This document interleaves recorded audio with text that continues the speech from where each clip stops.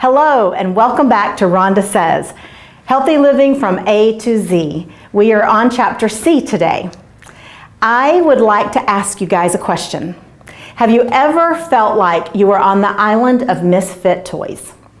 And this could be in your personal life, in your nutritional life, in your fitness life. Have you ever thought, if I could just get to this point, then I can exercise, then I can eat right? Well, I would like to share with you that I believe that that is just an excuse. And I'm going to demonstrate this by calling my team out here. Come on out here, team. These are my fit coaches. And I'm going to introduce you to them, and I'm going to have them to say a couple of words to you. So if you read my preface, you already know some of my health challenges. But I'm just going to say to you 3 words. Rhonda, lupus, cancer, Hashimoto's disease. This is Mike. What are your words, Mike? Parkinson's disease, Bell's palsy, fractured back. Karen, what are your words? Osteoporosis, chronic kidney disease, and Hashimoto's thyroiditis. And Hannah, what are your words for us today? Celiac disease and chronic pain. So see, we have all at times felt like we belong on the island of misfit toys. And you can look at us today and we are doing pretty well, right? You can too. And the key is how you go about it. Today, we're teaching you correctives. You can join a gym, you can join a private training facility, but most of the time, they start by throwing you right into a training program. Oftentimes, those programs are generic, and they're the same for everybody. What you need to start with is active movement and self-myofascial release. So from Chapter A, when we did the active release, and you learned how to foam roll, if you are being consistent with foam rolling every single day, and now you add these correctives 6 out of 7 days, you get 1 day of rest for these. I promise you, you will get yourself out of a lot of pain. You will get yourself strong enough that you can move into a training program. And it's so, so important. Foam roll, do the correctives, because later on you're going to be doing some workouts with us. And if you've not been doing the foam rolling and the correctives, you won't be ready for that. So trust us on this. Join us on the island of misfit toys. We're kind of proud of it because we are overcomers, we are survivors, and we are thrivers. You can be too. So we're going to start with day 1, and Hannah is going to be my little assistant for day 1. Hello and welcome back to Rhonda Says, Healthy Living from A to Z. We are on Chapter C today. We're going to talk about correctives. So a lot of you probably jump into exercise by just jumping into exercise. You can join a gym, you can go to a private personal training studio. Most of the time, they're gonna just start you out right into a workout. Oftentimes, it's a very generic workout that's not tailored to you. So I highly encourage you to find a gym or a personal training studio that actually does individualized training. Because if you just jump into a workout, a few things typically happen. You get hurt, so you have to quit or at least take a step back, or you just get flustered and frustrated because you're not making the right progress. You can't get the right ranges, the exercises are too hard. We at Rhonda Huff Fit always start our clients out with correctives. The reason we do that is because all of us, no matter who you are or what kind of shape you're in, we all have asymmetries. We all have movement patterns that are natural to us and have become habit, but they're not quite as perfect as they need to be. So the corrective work is what we do to help correct that. Your joints should alternate between stability and mobility. So the feet are stable, the ankles are mobile, the knees are stable, the hips, and when I say hips, it's the hip joint down here. It's not your pelvis. This is your hip joint. That is mobile. Your lower back should be stable. So a lot of people move through that lower back. You should move through the hips or through the T-spine. So the lower back should be stable. The T-spine between the shoulder blades, and just think rib cage, that T-spine area should have some mobility to it. Your scapula, shoulder blades in the back, should be stable. Your shoulder joint itself should be mobile and freely move without pain in every direction. The lower part of your cervical spine should be stable. You shouldn't be cranking your head over to stretch that.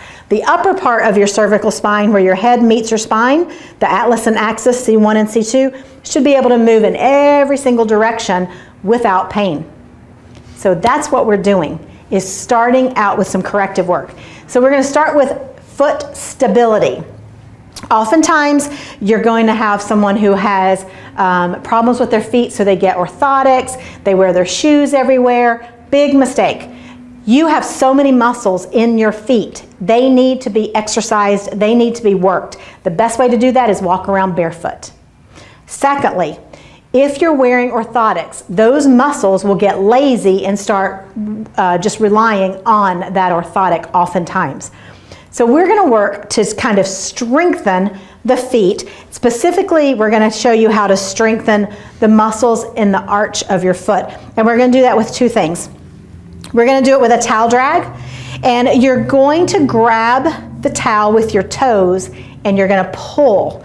So as you set this up, you want your heel to be directly under your knee so that you're stacking your joints, and then you're just grabbing and you're just pulling. And you can see that you're not really going to get anywhere, depending on how the material is made, of course, but it's the movement that we're concerned about. It's keeping that heel down and still. It's keeping the knee stacked right on top of it, and then it's getting this arch to pull up. So you're pulling, you're squeezing, you want to feel this under the arch. Sometimes it may feel like it's going to cramp. Usually it won't, but if it does cramp, just stretch it, like pull it out like this. So you're going to do that 10 times on each foot. Now let's say that one foot is easy and one foot's a little more difficult, then you want to double up on the side that's difficult. So let's say that she can't really pull with her left toes. And so once we see that there's that asymmetry, you need to increase the strength in both of those. If you do one set on both, they're going to both get stronger, but you're going to keep that asymmetry. So you want to do two. So you could go one set here, come back and do another set. So that then not only are you both getting stronger, that one is going to start coming up to the other. If you have something like multiple sclerosis where you do have the one side weakness, you should always be training predominantly unilaterally and predominantly working 2 to 1. Now we're going to pull out our little marble. This one is a little bit different because we're asking each toe to do something separate. So the toe is going to go, the marble is going to go right under the toe. Once again, the heel stays down. It's right below the knee. And she's just going to pick up that marble. Now, as she picks up the marble, notice that she's rotating back and forth. So with this particular one, the way that you rotate, the way you walk is going to dictate that. So Hannah walks with both feet straight forward. So she's going to do both, internal and external. We're going to do duck and we're going to do pigeon. So if you walk like a duck and you walk with your legs out, sometimes dancers will walk like that. But if your legs are coming out like this as you walk, then when you do the lift and then the rotation, you'll only rotate in. Okay? So if you do the duck, you're only going to do the pigeon with the marble. Vice versa. If you walk and you're a little bit more of a pigeon-toed person, then when you do the lift, you're going to pull out. Okay? If you're walking straight, you're going to do both. So that is foot stability. The next one that we're going to do is for ankle mobility, and it is a wall ankle mobility exercise. So we're going to come up here to the wall.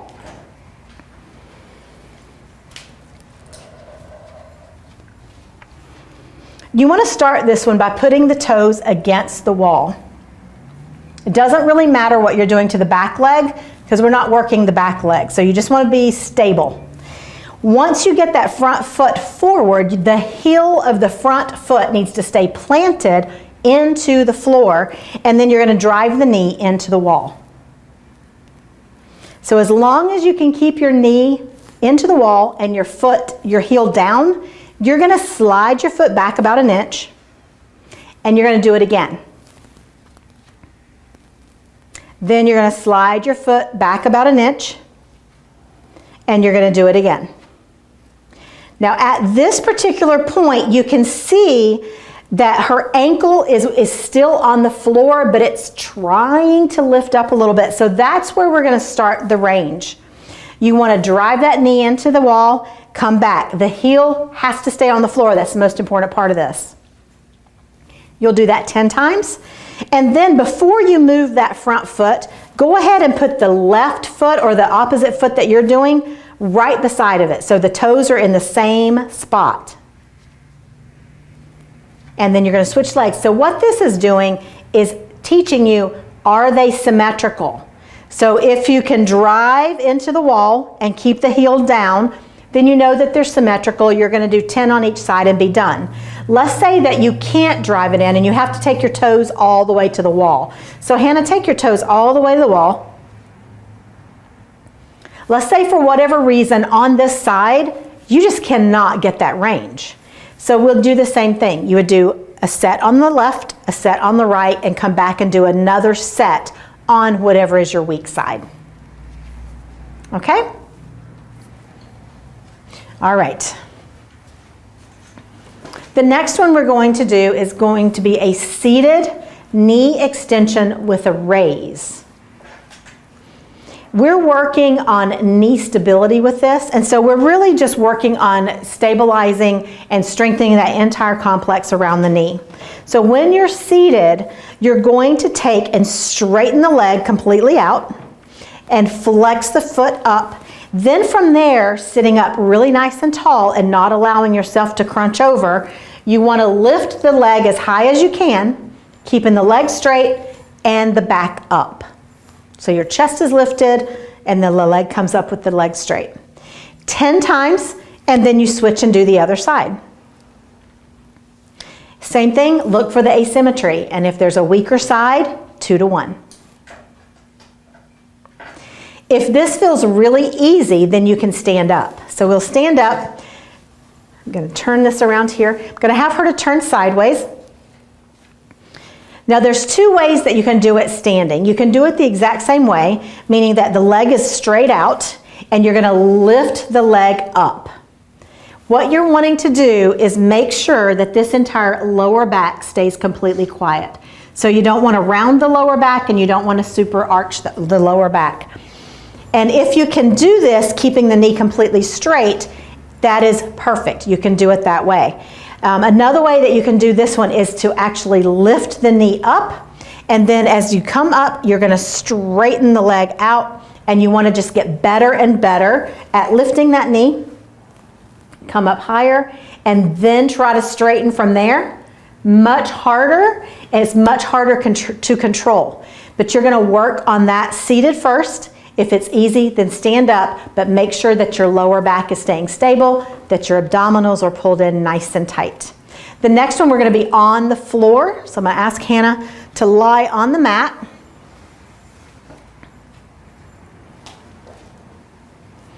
This is for hip mobility.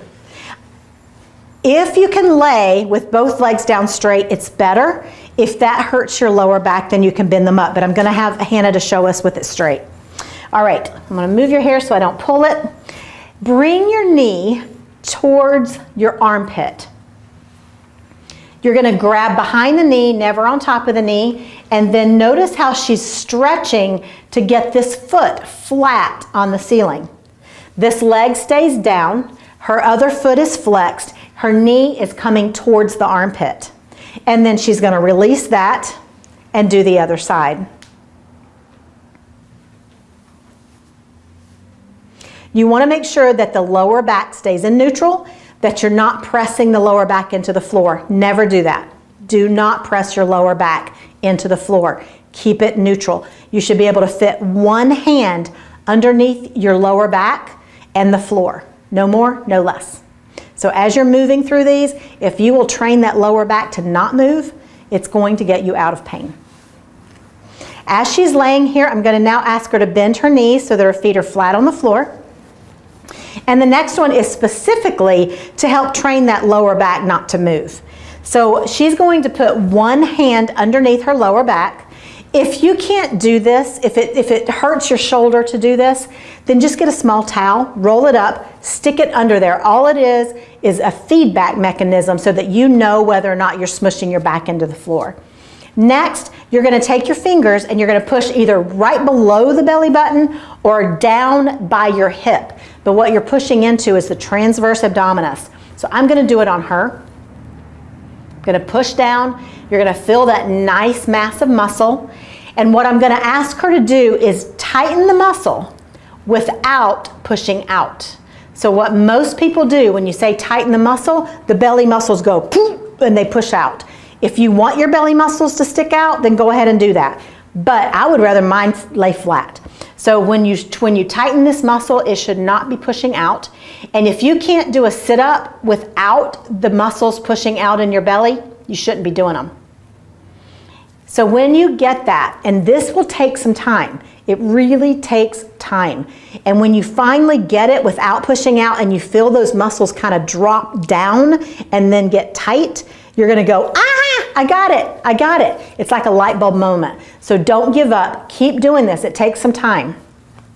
Once you can get it, once you've got those muscles down, they're tight, they're being held perfectly still, you want to breathe into the diaphragm, which ends about the end of the rib cage. Nothing should move. This shouldn't move. Your lower back shouldn't move. And you should be breathing without any of that stuff moving around. So you want to keep working on that because abdominal corrections, you're going to hear me use that term a lot through this program. Every time you do something, those abs, those transverse abdominis muscles need to be your corset. They need to be protecting everything. So that is for the lumbar stability. Now I'm going to have her to stay right where she is, but I need to grab a couple of things. The next one is going to be a T-spine mobility exercise. This one seems like it's difficult to set up, but once you figure out what you're using, you can use your handy dandy roller. And I'm hoping and praying that you have that by now because you were supposed to get that a couple of chapters ago. This is going to lay here.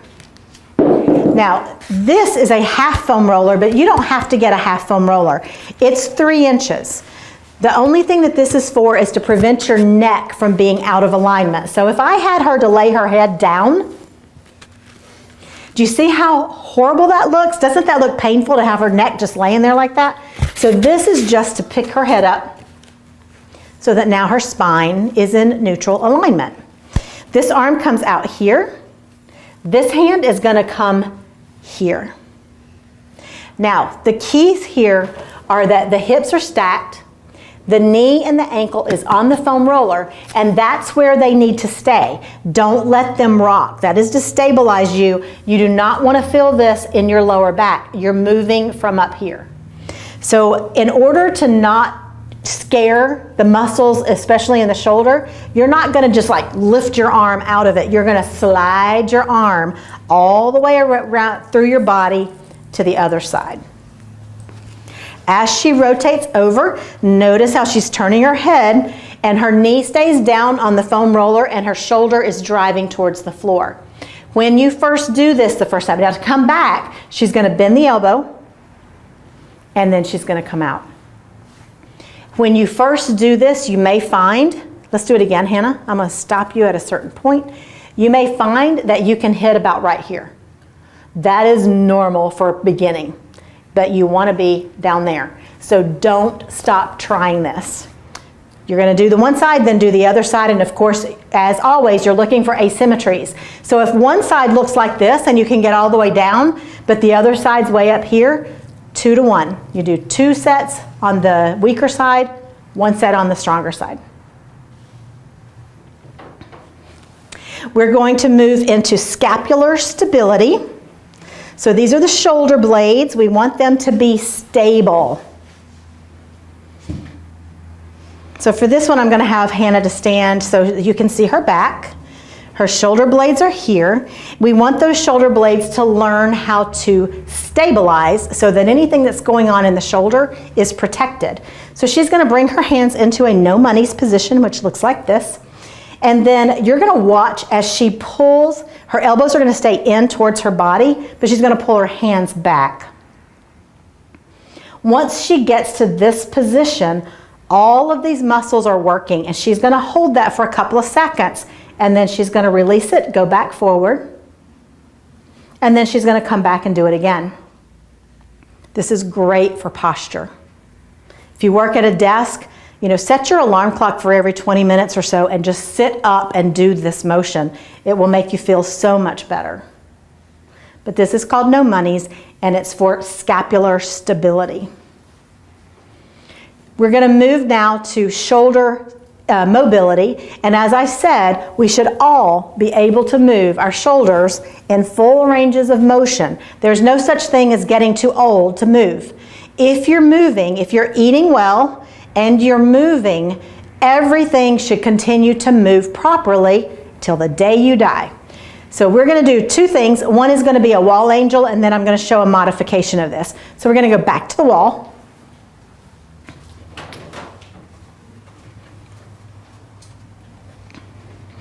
You know where to stand on this one. Let me scoot you down to the middle.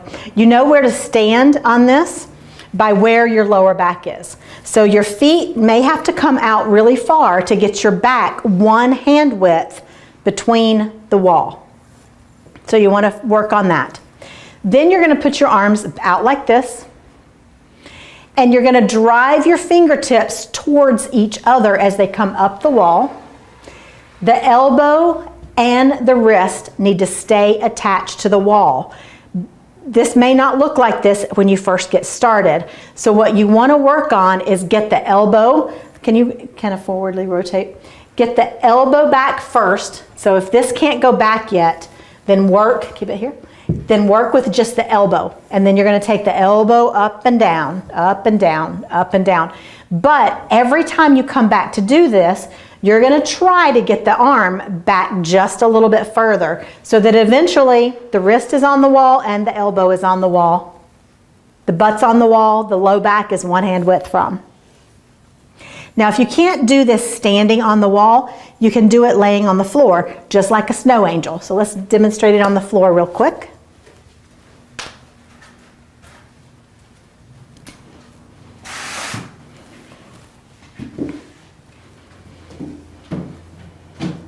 Once again, if you can have your legs straight, keep them straight, but if this bothers your low back, then bend them.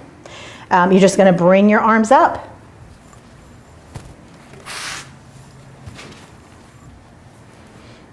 And back. So it's like you're doing a snow angel. So we call it a floor angel. If you go outside and do it in the snow because you live in somewhere really cool that it's cold, send me pictures.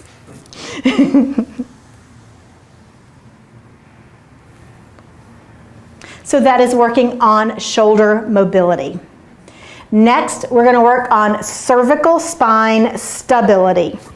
The cervical spine should not be moving everywhere, so we're not going to grab our head and jerk it over. We want the cervical spine to be stable, just like the lower spine.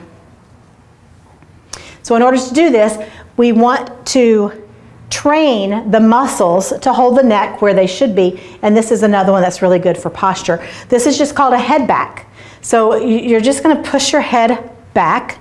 So sometimes push your chin. Yeah. She's just pushing her head straight back. The chin stays level to the floor. If you turn sideways so they can see what this looks like. So relax, Hannah, and now pull the head back. There you go. That's all it is. Show them what not to do. Yeah, you're not gonna take your chin all the way down. You're not gonna take your chin up. Chin is level. So put your chin on a shelf. So that's teaching the cervical spine to be stable. Now the upper cervical spine, where the head meets the spine, that's where we want it to be mobile.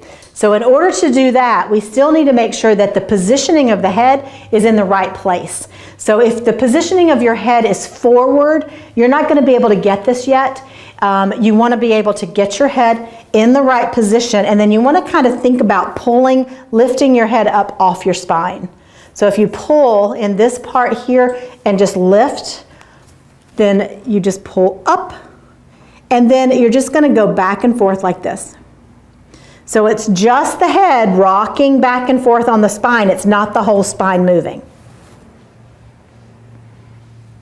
So once again, make sure that if you have a forward head position, then you're not going to be able to do this one yet. You want to wait until we get your posture up by doing the other correctives so that you can actually do the rotations and the side bending from the right position. So that is day 1's corrective. What I want you to do with this is get really good and comfortable with everything we just did. So don't go to day 2 until you master day 1, because I don't want you to get overwhelmed and quit. But this is day 1 correctives. Foam roll first, then do your correctives. And until next time, journey on.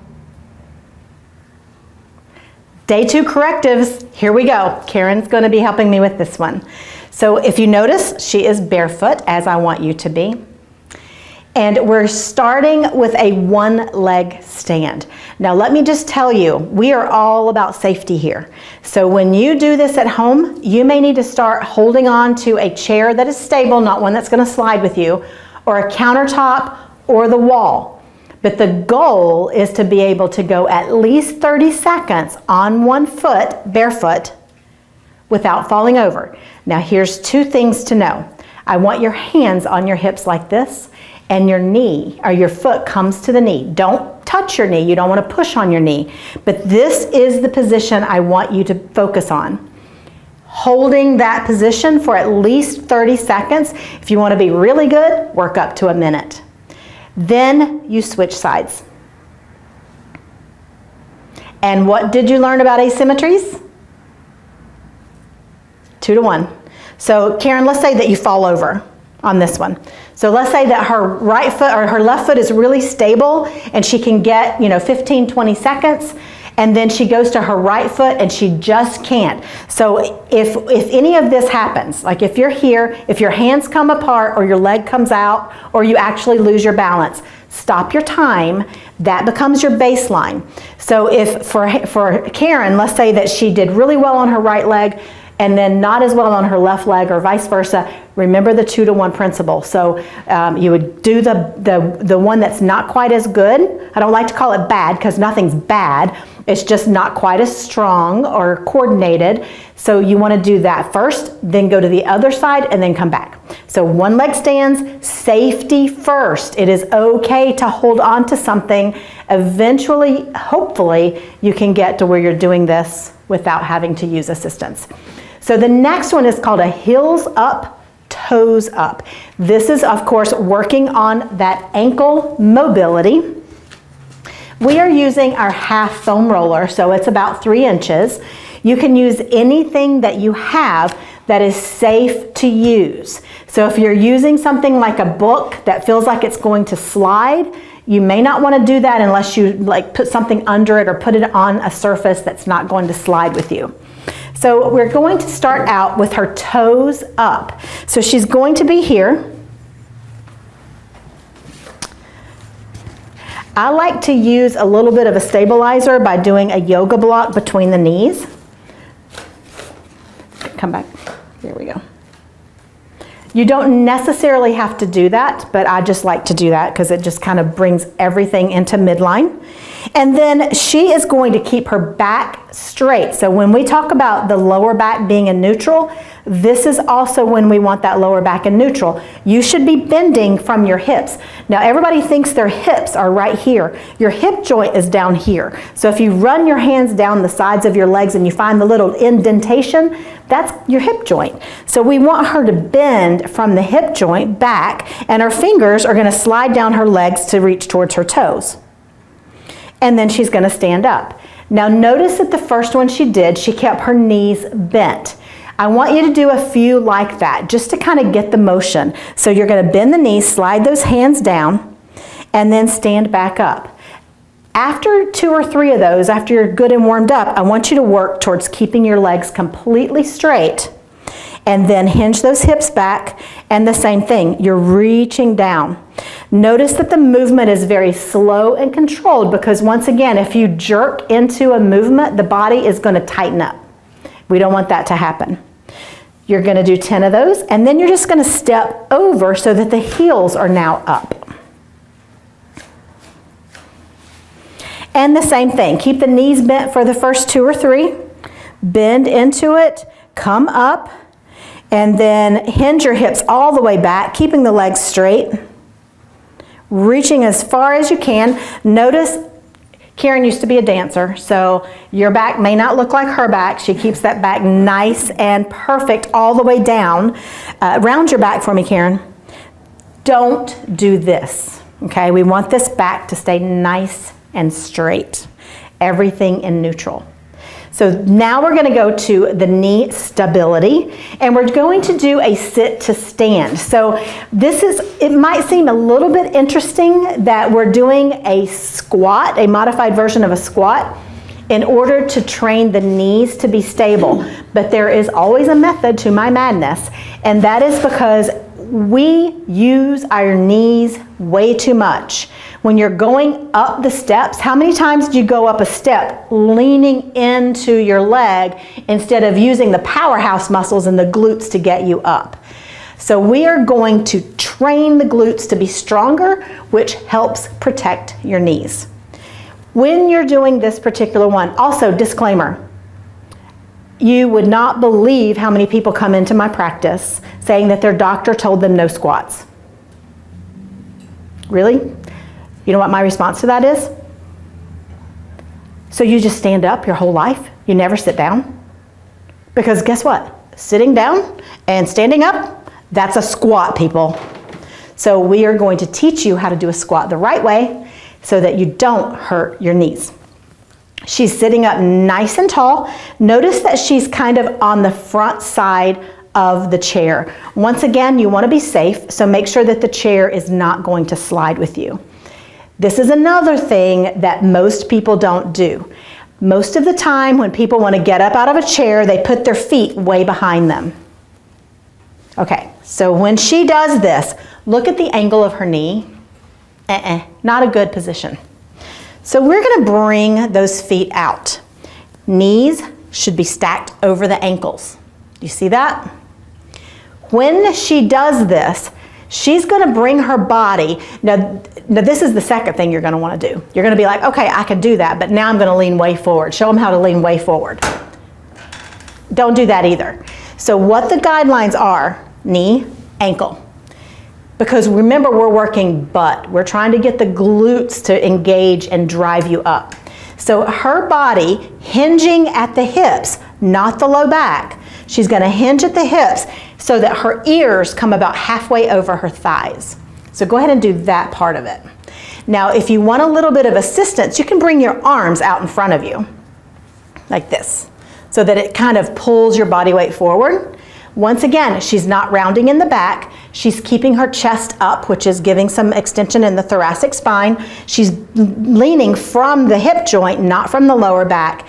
And from there, I want her to go from this position. Now, she's doing it with absolutely no momentum, and I'll show you how that you can start doing this, but we're going to have her to go straight from here. Drive straight up, Karen.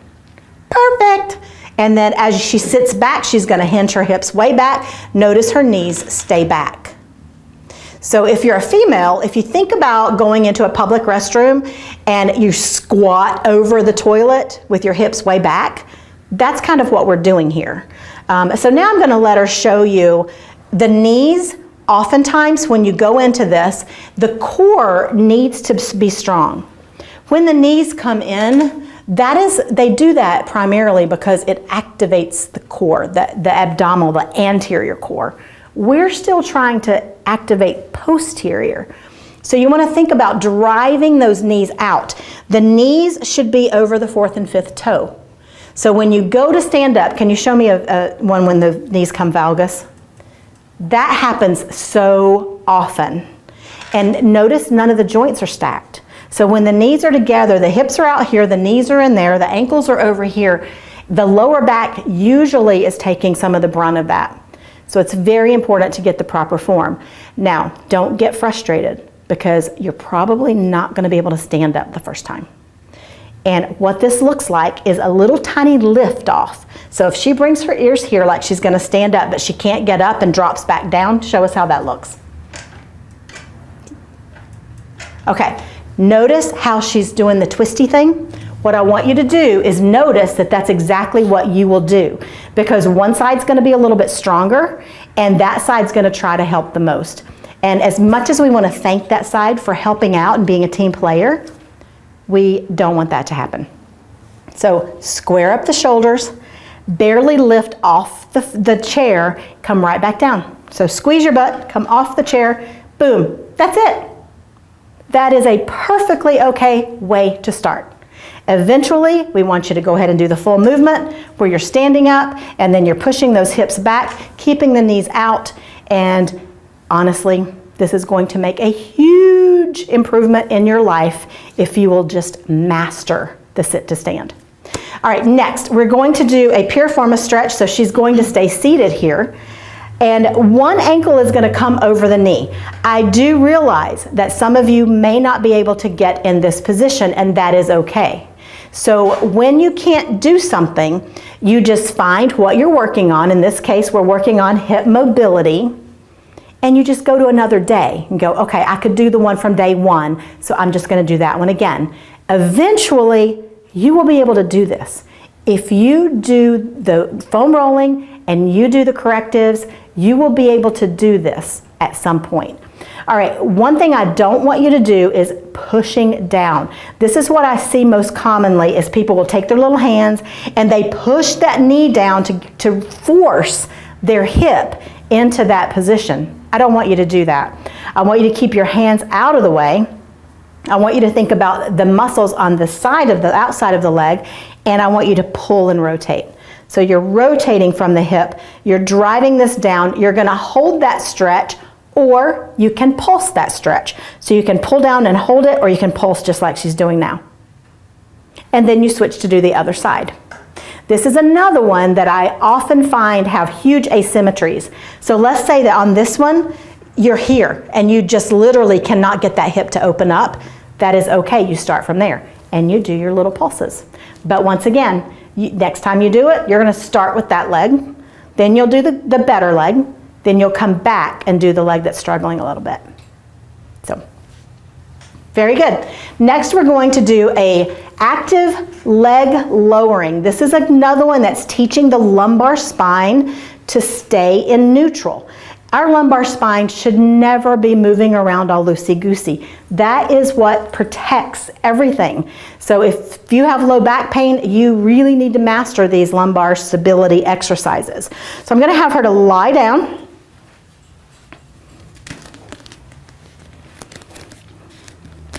Take your handy dandy foam roller. You're going to put this underneath the ankles.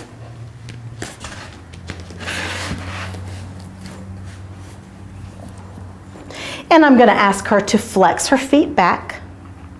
Good. Now, one hand, if you can get it under there, is going under the spine like we did before.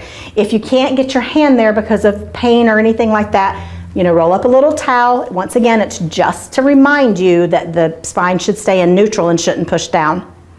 From this position, you're going to keep the hips completely square. So we don't want the hips to rotate back. We don't want the hips to rotate forward. So you really have to pull down the abdominal corrections that we did on day one. You really have to use that here. So with her abdominals pulled down, see how nice and tight she is? Flat, perfect. One leg slowly is going to come up, keeping the knee straight and the foot flexed, and she's going to come up as high as she can. Remember that she was a dancer, so she's doing this perfectly.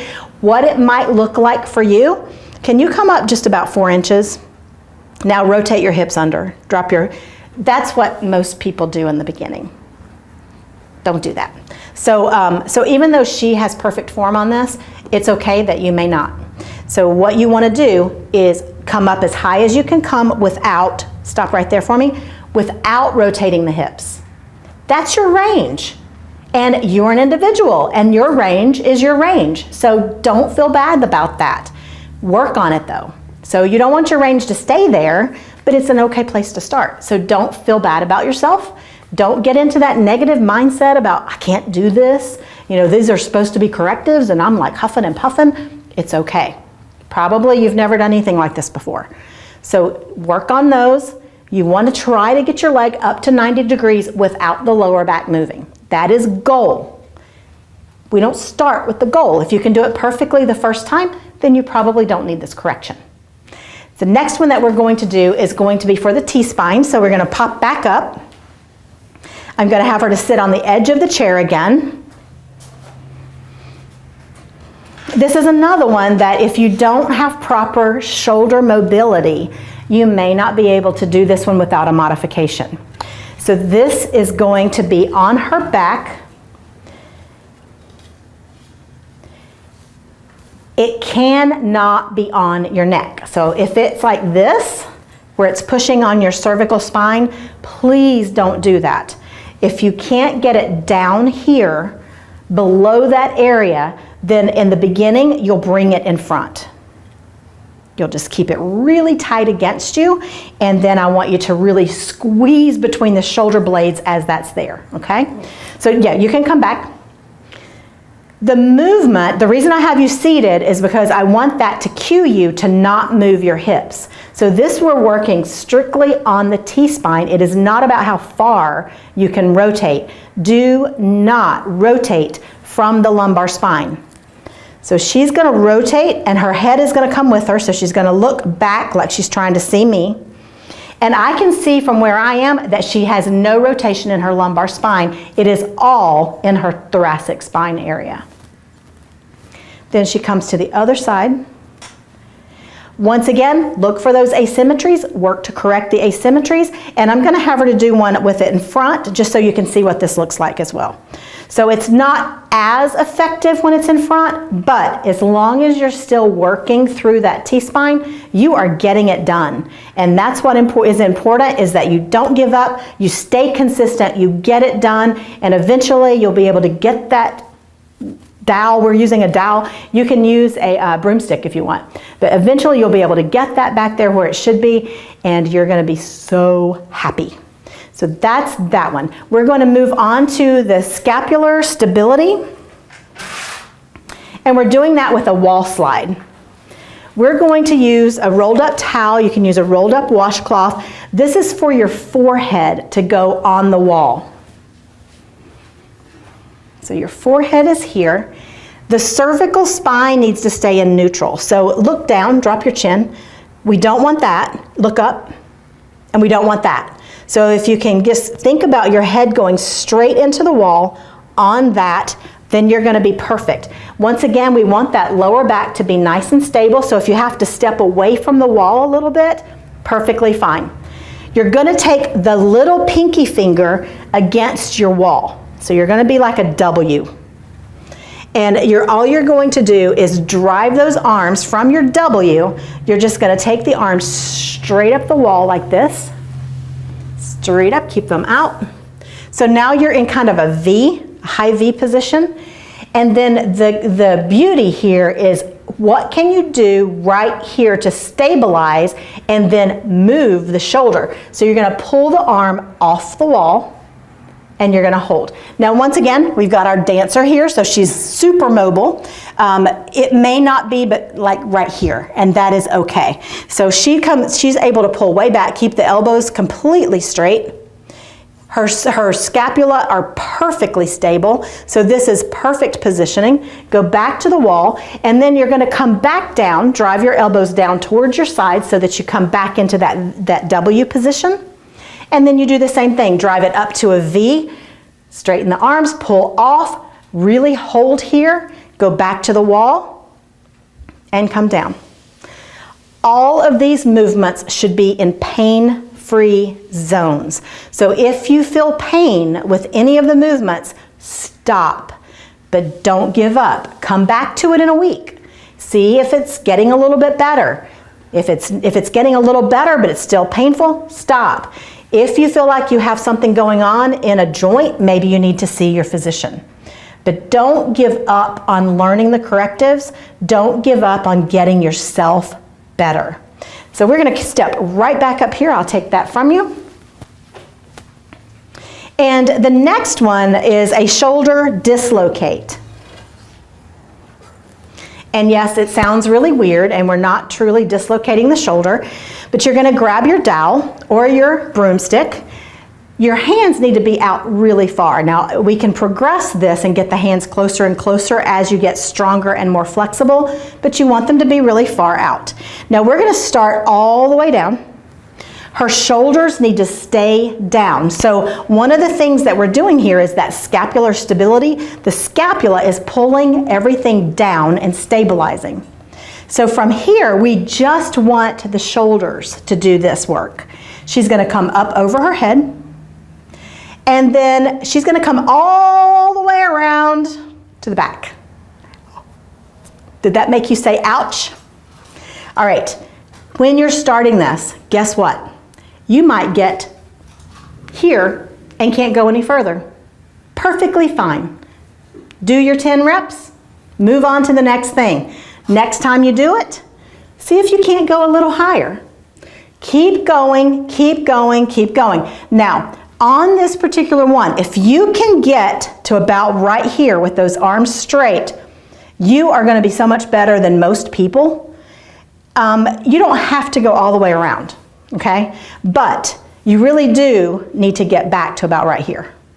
So that should be your primary goal. If you want to work towards going all the way around and you can do it safely without pain, go for it.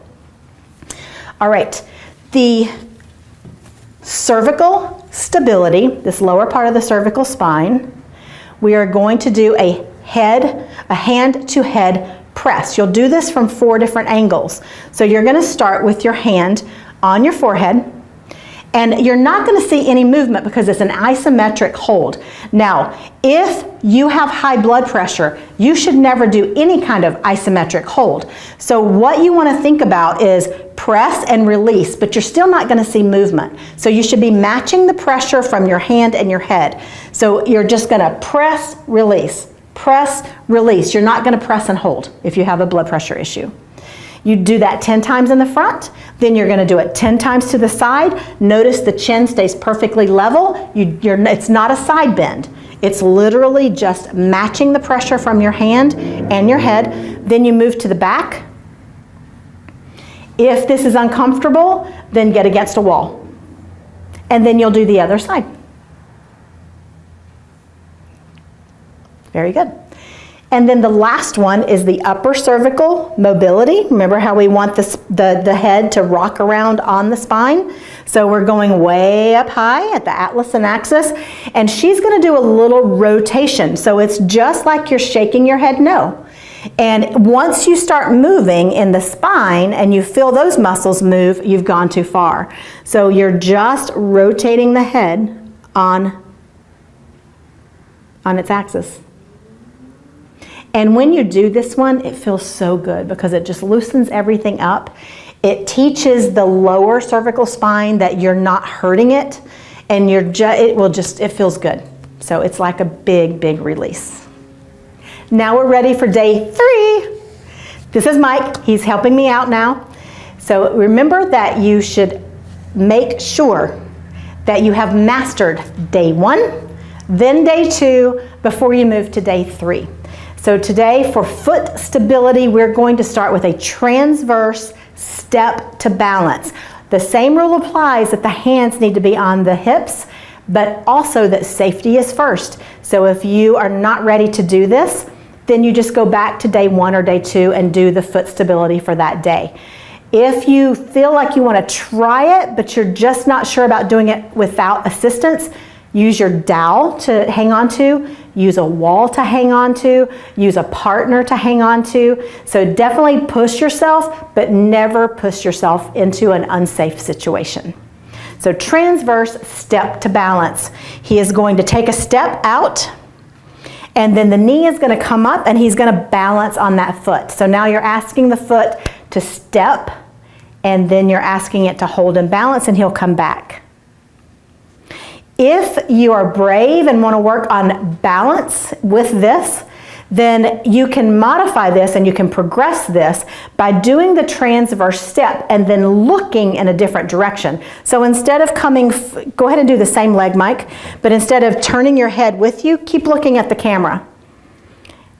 And then that just adds a little bit of a different dynamic to the movement. So play with it, see where you're comfortable at, see if you can push yourself without hurting yourself, of course. Good job. Next one is going to be the ankle mobility again. I am going to have Mike to sit for this one. There's 3 ways you can do this. You can do it seated, and this is the most regressed version. You can also do it in a half kneeling position, which a half kneeling position looks like this. And you can also do it in a standing position. But we're going to start at the very bottom. We're going to do it seated. Now, the interesting thing here is that unlike in most things where we're stacking our joints, because we're not going to be getting up from here, we're not going to stack the joint. We're going to pull the heel way far back. The way that you know how far back is that the heel should maintain contact with the floor. So from the day 1 correctives, when you're doing it on the wall, this should look really familiar because it's the same position, only you're not standing up. However, we're going to add 2 movements that are going to hit the outsides of the ankle as well. So if you think about the 4th and 5th toe, you're going to take the knee and you're going to drive it into the 4th and 5th toe with the heel staying on the floor. Then you come back, drive it straight forward or to the other side. So now you're going more over the big toe, and then you come back. Then you do it all again. So we're going to drive forward. We're going to come back. We're going to drive into the outside of the toes, keeping the inside of your heel down. Come back, and then over the big toe, keeping the outside of the heel down. And then you'll do it on the other side, and you should also notice if there's a difference in the way it feels.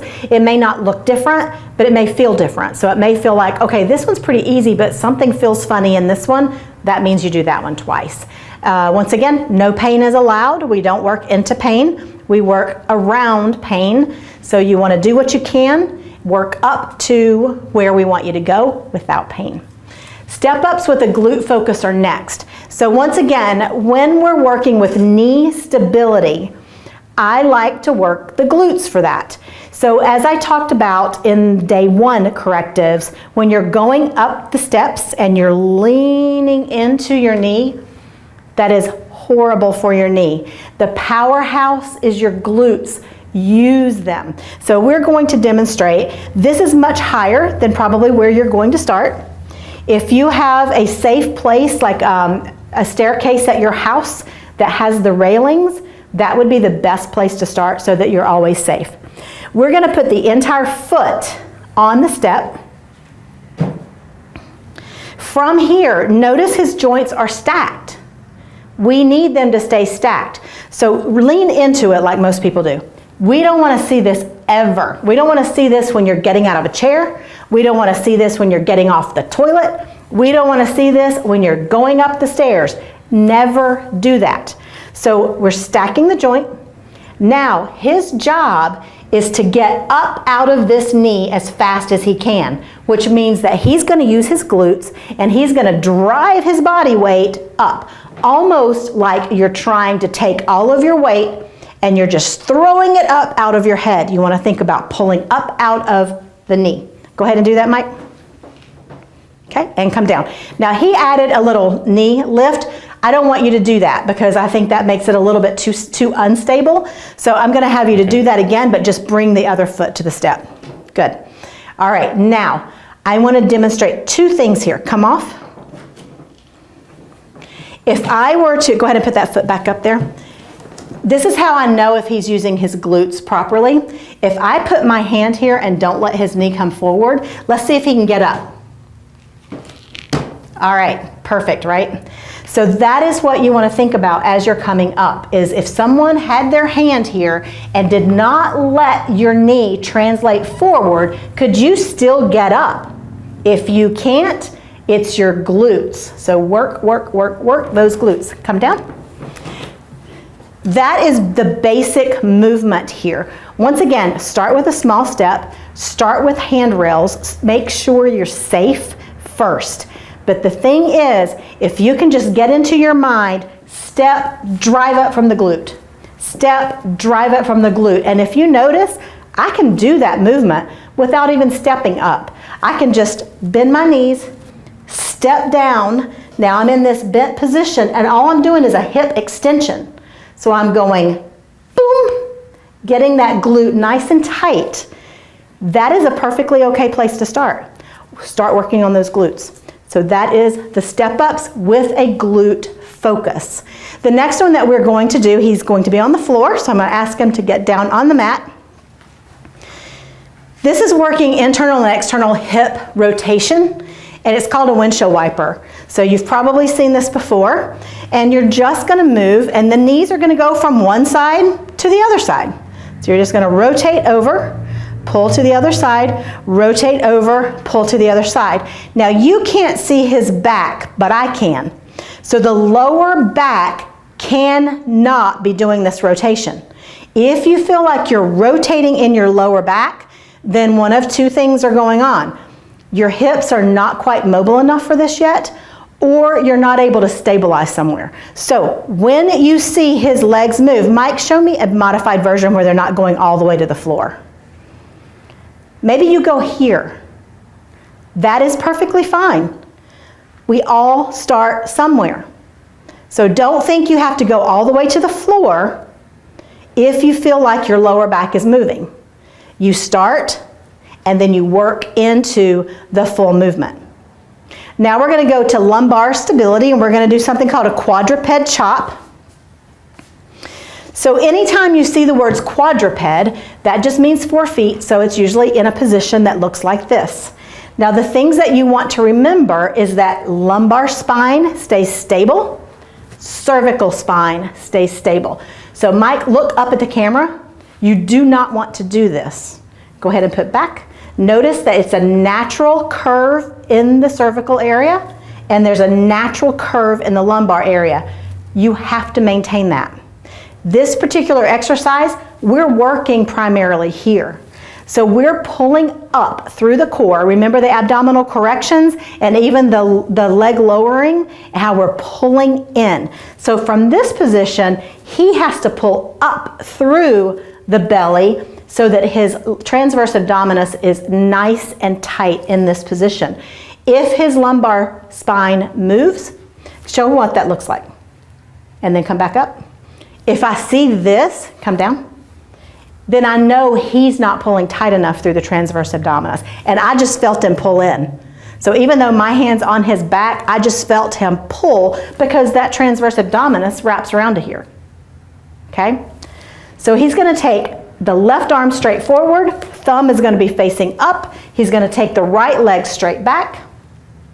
Lock out the knee a little bit more. Good. Now he's going to do a chop. So he's taking the foot and the hand down and then driving it back up. From the leg, guess what is driving this leg up? You got it. The butt. Using the glutes. In this position, it is one of the only positions to hit really, really low in the lower part of the trapezius. So if you get really strong with this, you can add a weight to your hand, and you're going to really be working this entire posterior chain really well. So he's doing a hold right now, and as long as you don't have a blood pressure problem, you can do that. If you have a blood pressure problem or are on medication and it's controlled, same thing. We don't want that extra stress in your blood vessels. So you're going to go back to the chop. So chop, and we're going to switch sides now. Okay, so everything stays straight. The arm stays straight, the leg stays straight, and when you chop, you're literally just touching the ground and right back up. So you're not going all the way back to the beginning, you're just chopping up and down. And noticing that the lumbar spine is staying nice and still. The next one is going to be for scapular stability. And we did the no monies on day 1, which was like this. You should have gotten really good at those by now. They should feel really nice. We're going to flip this around a little bit. We're going to make it a little harder if you can get a tubing or a flat band. So we're just going to use a tubing today. I'm going to show you 3 ways to do this. One way is going to be with the arms out and the palms straight up. So he's going to drop his shoulders and he's going to prep his rhomboids before he even moves. Turn around so I can show that. All right. You're going to see him draw in here before his arms even move. So squeeze your shoulder blades together. Good. And then pull. Prep that. Prep it every single time, because if you don't, this is what happens. Relax. Now do your arms without doing any of this. You see this? It's not doing anything. Like you might be hitting some rear deltoid, you're doing a little bit, you are not hitting what we need you to hit. So prep first. So he's dropping his shoulders, he's squeezing between the shoulder blades, then he's pulling. Good, turn around. So that was an underhanded. We're going to do an overhanded one too. Same thing, he's going to drop his shoulders, he's going to prep through the rhomboids, then he's going to pull back, hold for like a count of 2, and then slowly come forward. One of the things that I have realized too, just working with people, is that if you are really weak in the rhomboids, you can kind of pull back. Go ahead and pull back, Mike. But then to come forward, the rhomboids give up, so they just come forward way too fast. So come, like it'll jerk forward. Go ahead and, yeah. Don't do that. Make sure that when you come forward, you're fighting it all the way forward. Good. And then, of course, the other way is to weight your no monies. So you're down here like this, palms are up. And then you're doing the same thing. You want to prep here and then pull back. Band pull aparts. Excellent. The next one is probably one of the more difficult ones to get into. It's called a wall sit dorsiflexion with a reach. Now, what we're doing this for is for the shoulder. So we're working on shoulder mobility. You can use the dowel or you can use the broomstick again, but you're going to be at a wall. So he's going to sit down at a wall. One of the important, all the way to the floor. Oh, okay. Yep. One of the things that we want to make sure you're doing is the hips should be against the wall, but only if you can maintain that lumbar spine one hand. So if you can't, you may have to pull your hips away from the wall a little bit so that you're not putting too much arch in the lower back. Now he's going to do the dorsiflexion part, which is at the ankle. So he's going to put the soles of his feet together, and knees are going to be out. Good. So he's in this position. If this is uncomfortable, you can always put pillows or something under the knee to kind of relieve the pressure there, or you can also pull the feet forward so that there's not quite as much pressure. So either way. Then you're going to do a diagonal reach. Now, the important thing with this is that one shoulder is passive, the other arm is active. So the shoulder you're working, you're going to put your hand on the end. The shoulder's not doing anything, so you're not pulling with your shoulder. You're pushing with the other hand. You're keeping the shoulder nice and relaxed, and you're holding that. So it's almost feeling like you're doing a little bit of a separation in there. Should not be painful. It actually should give you that, that feels good moment. So I'm going to have Mike do that. He's going to pull that dowel close to his body, and he's going to take it at a diagonal up towards the camera. And from that position, if you have enough movement, then you can pull back. If that's painful, keep it in front. And then you just pull out of it. Push out again.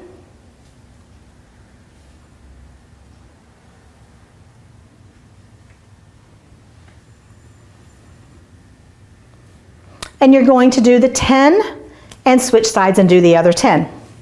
Once again, watch for asymmetries and work to correct those by doing 2 to 1. Awesome. Okay, the next one, we're doing a little bit of a makeshift. You'll be doing this one across your bed. And this is also teaching the cervical spine to be stable, to be strong, and it's very important to get the form right. So we're going to pretend like this little step here is our bed. I'm going to have Mike to be on there prone first, so that's on his stomach. Your head is going to hang off. Now your arms are going to be wherever they're comfortable because he's just kind of on the step. He's just going to put them straight down. And what we're looking for here is for his chin to stay perpendicular from the floor. So if his chin is here and the floor is here, it wants to be this way, not here or here. Now, if he does this incorrectly, drop your head. This is not correct. And then lift up and look up. This is not correct. So you want the cervical spine to be in neutral, but you're pulling everything up through here. And you're literally holding this. Once again, let's go back to that blood pressure thing. If you have high blood pressure, I don't want you doing this one at all with your head hanging off the bed. So you're going to put a big black line through this one and you're going to say, I'm not even going to do that one. You're going to substitute something from day 1 or day 2. But you're just holding here. And then the supine one on his back, you'll flip over. And it's the same positioning. You want to make sure that the cervical spine is in neutral. So you're just holding here, the chin is down, and everything is in a straight line so that the cervical spine is in neutral. And once again, you're holding this, high blood pressure, or even if your blood pressure is controlled but you're on blood pressure medication, this is a no-go for you. So scratch through it so that you don't ever forget that and accidentally do it. Come on up, Mike. We are at the end of day 3. I feel so weird getting up and down because I've got this little microphone thing here. I keep thinking it's going to fall off. So anyway, that was day 3 corrective. So now you have day 1, you have day 2, you have day 3. Remember, master day 1, then master day 2, then master day 3. And of all the correctives, there are modifications for blood pressure except that very last one we did. You just don't do that one. So do the correctives. I promise you they can change your life if you will do them regularly and just be consistent with it. And until next time, journey on.